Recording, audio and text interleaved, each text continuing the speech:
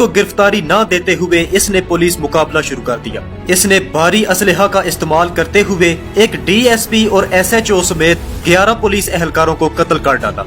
एक ऐसा शख्स जो हर वक्त अखबारों और न्यूज चैनलों पर नजर आता रहता था, जिसके हर वाकया को अखबारों के फ्रंट सफों और न्यूज चैनलों पर ब्रेकिंग न्यूज के तौर पर चलाया जाता था। आपने इससे पहले बहुत सारे ताकतवर और मशहूर जमाना बाअसर अफराद के किस्से कहानियां तो सुन रखे होंगे, लेकिन आज हम आपको पंजाब से एक ऐसे शख्स का किस्सा सुनाने जा रहे हैं जिसने अपने जोरे बाजू पर दुश्मनी निभाई और अपना खौफ और दहशत पूरे पंजाब में फैला दी। इस शख्स ने पंजाब के हर जिले में बड़े से बड़े बदमाश को चैलेंज कर रखा था। ये शख्स एबटाबाद की पठान बरादरी से ताल्लुक रखने वाला काशू खान था।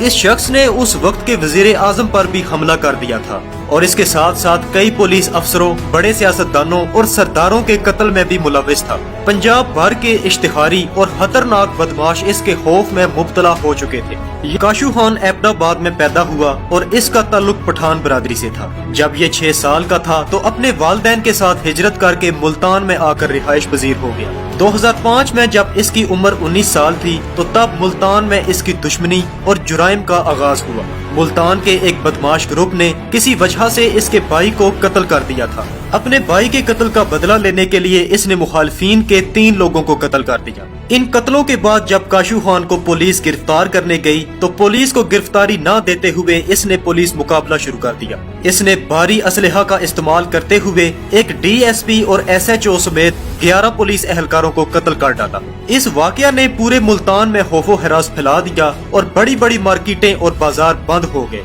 काशू खान को इस वाकया की वजह से मुल्तान में एक नई पहचान मिली और लोगों के दिलों में इसकी दहशत बैठ गई, जबकि मुल्तान के बड़े बड़े बदमाश भी काशू खान के नाम से सहम गए थे। पुलिस एहलकारों और अफसरान के कत्ल के जुर्म में बिल आखिर काशू खान को गिरफ्तार कर लिया गया। कहा जाता है कि उस वक्त पाकिस्तान के वजीर आजम सैयद यूसुफ रजा गिलानी थे, जिनका ताल्लुक मुल्तान से ही है। लॉ एंड ऑर्डर की सूरत हाल खराब होने की वजह से वजीर आजम यूसुफ रजा गिलानी ने काशू खान के खिलाफ सख्त अहकामात जारी कर रखे थे। दोस्तों, इस मुकदमे में काशू खान तकरीबन 5 साल तक जेल में रहा। सन 2008 में जब वजीर आजम सैयद यूसुफ रजा गिलानी मुल्तान में तशरीफ लाए तो काशू खान जेल में मौजूद अपने कुछ इश्तिहारी दोस्तों की मदद से फरार हो गया।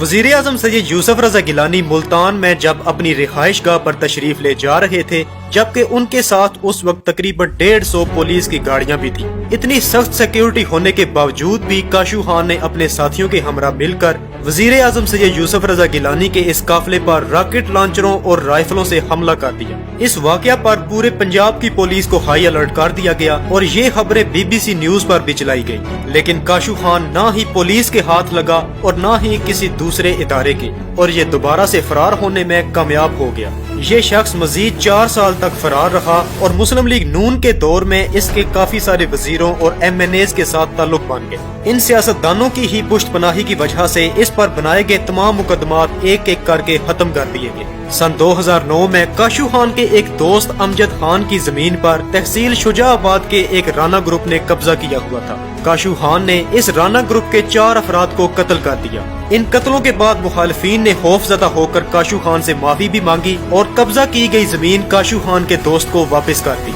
पंजाब के बड़े बदमाशों जिनमें गोगी भट्ट, टीपू ट्रकावाला और अलियास चौंटिया जैसी शख्सियात ने काशू खान को अपने ग्रुप में आने की दावत दी, लेकिन इस शख्स ने किसी की भी ऑफर कबूल न की और इस अरसा के दौरान मुल्तान के बड़े बड़े सरदारों, पुलिस अफसरों, सियासतदानों और वडेरों से भत्ता वसूली करना शुरू कर दी। कहा जाता है कि काशू खान गरीबों का बहुत हमदर्द था। ये अफीसरों और अमीर लोगों से भत्ता लेकर गरीबों में बांट दिया करता था। इसने एक तंजीम बना रखी थी जिसमें गरीब बच्चियों को मुफ्त में जहेज दिया जाता था। इस शख्स के RPO और CPO जैसे पुलिस अफसरों के साथ ताल्लुकात थे, जिसकी वजह से ये हर काम खुलेआम किया करता था, क्योंकि इस शख्स को पुलिस की अच्छी खासी सरपरस्ती भी हासिल थी। दोस्तों, लाहौर के मशहूर बदमाश टीपू ट्रकावाला पर जब लाहौर की कचहरी में हमला किया गया तो उसके मुखालिफ भट्ट ग्रुप ने इसी शख्स यानी काशू खान को इस हमले के लिए इस्तेमाल किया था। यहाँ पर आपको बताते चलें कि ये तमाम तर तफसीलात काशू खान के भाई से ली गई है। काशू खान जब भी किसी पर हमला करता था तो ये अकेला होता,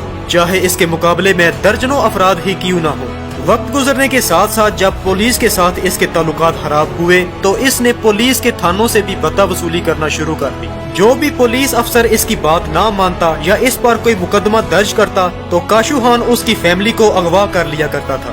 ملتان شہر میں منشیات فروشی کا کام کافی گرم تھا۔ پولیس کی لگائی گئی پابندیوں کے باوجود بھی منشیات فروشی کا دھندا عروج پر تھا۔ دوستو، آپ نے سالار بٹیاں کے ایک بہت بڑے بدماش کاشی بٹی کے بارے میں تو سن رکھا ہوگا۔ جب کاشی بٹی کو مفرور ہونا پڑا تو اس نے بھی پناہ ملتان کے کاشو خان کے پاس لی تھی۔ کاشو خان کے خلاف پنجاب کے تقریباً ہر ضلع میں کئی مقدمات درج تھے۔ سن 2011 میں اس کی دشمنی کا آغاز ایک گجر گروپ کے ساتھ ہوا۔ اس دشمنی میں کاشو خان نے ایک ہی حملے میں گجر گروپ کے 19 لوگوں کو قتل کر دیا۔ یہ تمام قتل کرنے کے بعد ان کے لواحقین کو اغوا کیا اور جعلی صلح نامہ کے کاغذات پر سائن کروا لیے، جس کی وجہ سے عدالت نے اسے بری کر دیا۔ 2011 کے آخر میں پنجاب پولیس نے ایک اعلان کیا جس میں کاشو خان کے سر کی قیمت 2 کروڑ روپے مقرر کی گئی، جبکہ اسی رنجش میں کاشو خان نے پنجاب پولیس کے RPO ملتان جاوید اسلم کو قتل کر ڈالا۔ پورے ملتان شہر کی اس واقعے کے بعد ناکہ بندی کر دی گئی اور پولیس نے کاشو خان سمیت اس کے 10 ساتھیوں کو گرفتار کر لیا۔